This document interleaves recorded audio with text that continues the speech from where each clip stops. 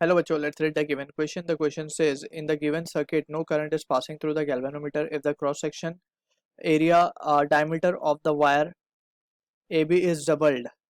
So then for the null point of galvanometer, the value of AC would be option A 2x, option B x, option C x by 2, option D none of this.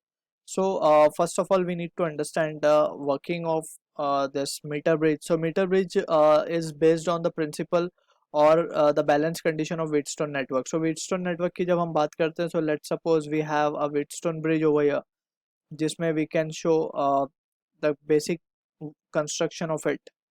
So we can see, let's say this point is B and this point is D, and ये point A है और ये C है, and this is having resistance R1, this arm is having resistance R2, this is having R3, and this is R4.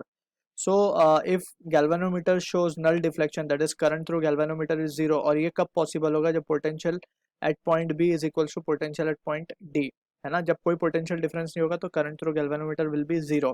And in this situation हम क्या कह सकते हैं? R1 upon R2 will be equals to R3 upon R4, right? So this is what the balance condition of Wheatstone network we say, या we have derived already, right? Balance condition, इसी condition के ऊपर based है ये metre bridge. Metre bridge का नाम से we can see it is a bridge having wire of length 1 metre, यानी कि यहाँ पे जो ए बी लेंथ वायर हमें शो किया गया है मीटर ब्रिज का, इसकी लेंथ 1 मीटर होती है. Usually we take it as 1 metre, right? इसीलिए उसका नाम पड़ा मीटर ब्रिज. अब यहाँ पे वी हैव टू अंडरस्टैंड कि यहाँ पे we can see there are two resistance, एक तो R1 यहाँ पे दिया है, एक R2 यहाँ पे दिया है, राइट? और वी कैन से AC जो वायर है, AB जो वायर है, इसका रेजिस्टेंस हम किस तरीके से निकाल सकते हैं? For that we defined resistance per unit length, that is sigma. ठीक है ना? सो यहाँ से हम क्या कह सकते हैं? R की वैल्यू क्या आएगी? Sigma into l, right? R की वैल्यू आ जाएगी हमारे पास सिग्मा इंटू एल. अब we can say using this result we will try to write the balance condition for the meter bridge, right, using Wheatstone network. So we can write R1 upon R2 can be written as RAC upon RCB. ठीक है? RAC जितना भी resistance होगा इसमें, तो इसको हम लिख सकेंगे using this formula, sigma into LAC divide by sigma into LCB.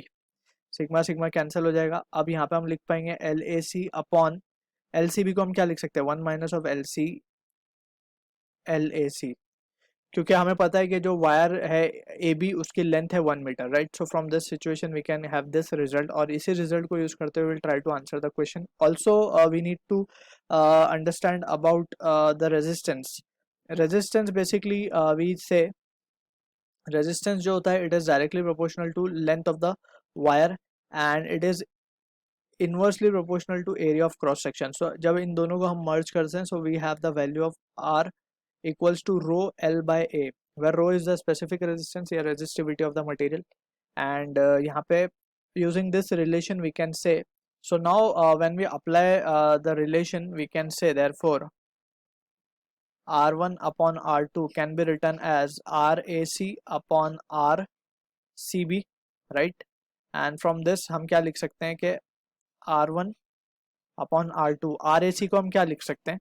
It can be written as rho into x upon A using this result upon rho into CB को हम क्या लिख सकते हैं? CB will be 1 minus of AC या 1 minus of x divided by A. So A तो cancel हो रहा है यहाँ से, so the result is coming out to be x upon 1 minus of x, right? So यहाँ पे हम देख सकते हैं कि जो रेशियो है R1 by R2 का, वो it is independent of area of cross section, right? So ये एरिया पे डिपेंड ही नहीं कर रहा. So whether we double the diameter और उसको डायमीटर को हम डबल करें ट्रिपल करें, so it is independent, right? So हमेशा बैलेंसिंग लेंथ सेम ही रहेगी. Therefore we can say balancing length will remain same, यानी कि एक्स पे हमें अगेन बैलेंसिंग लेंथ मिलेगी जो कि मैच होगा ऑप्शन बी के साथ. I hope you understood the solution. All the best.